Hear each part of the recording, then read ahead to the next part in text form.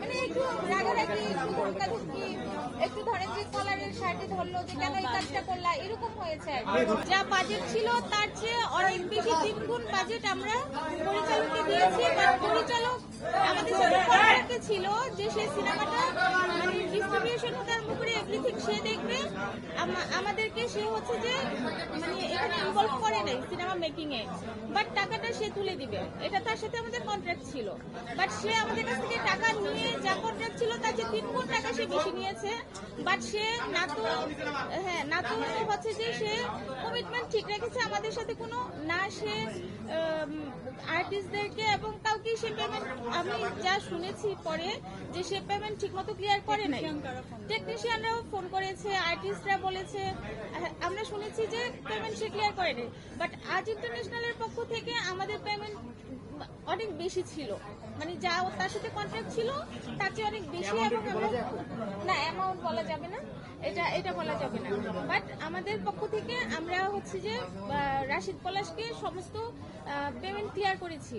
এখন যদি আর্টিস্টরা না পায় বা কেউ না পায়, সেটা পলাশের সাথে তাদের হচ্ছে যে হ্যাঁ না, ওই জায়গায় তো সে কিছু বলতে পারে নাই, ওই জায়গায় আমাদের অভিযোগ ছিল, ওর তো কিছু বলার ছিল না, কারণ আমরা সবাই তখন সামনে,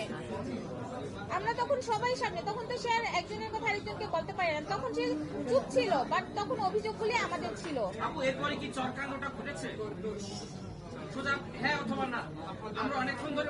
আচ্ছা, তখন উত্তেজিত ছিল সবাই, তখন কিছু একটা হয়েছে ওরকম।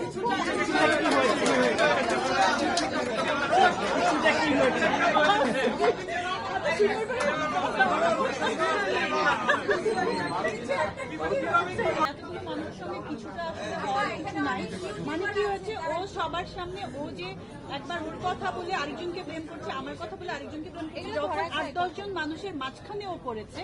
সবকিছু ক্লিয়ার, যেহেতু আমরা অনেকদিন ধরে একসাথে সবাই গেট টুগেদারটা হয় নাই, সুযোগ পেয়েছে 2-3 জন হয়েছে, বাট 8-10 জন হয় নাই, তো মাঝখানে ওর কি করার থাকবে আসলে তখন। একটু ক্লিয়ার আসে, এতক্ষণ সময় নষ্ট করে লাভ নাই। বিষয়টা হচ্ছে সে এদিকে ওর কথা লাগিয়েছে, এদিকেও কথা লেগেছে, সে অপরাধী মানলাম, কিন্তু সেটা আমরা জানতে চাচ্ছি আসলে চরকাণ্ডর সত্যতা জানতে চাচ্ছি। এই ক্লিয়ার করে উঠে দেন, আর কিছু লাগবে না। এটা ক্লিয়ার করো, কিছুটা বলতে গেলে অনেক কিছু মিল করে একদম ক্লিয়ার। হ্যাঁ, এটা ক্লিয়ার করেন। আপনাদের চুপ থাকাও আচ্ছা, একটা মানুষ যখন অনেক উত্তেজিত থাকে, রাগের সময় অনেক সময় মানুষের একটু হয়ে যায়, হয়েছে সেটা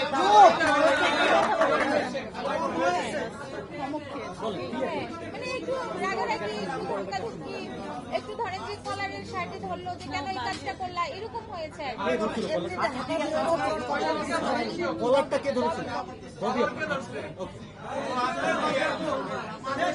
আচ্ছা, বলছিলেন যে বাংলায়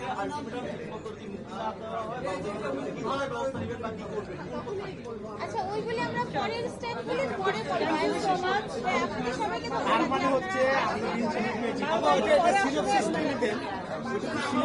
আপনি বললেন যে পলাশের কলার ধরা হয়েছিল, প্রতি উত্তরে পলাশের রিয়াকশনটা কেমন ছিল একটু জানাবেন।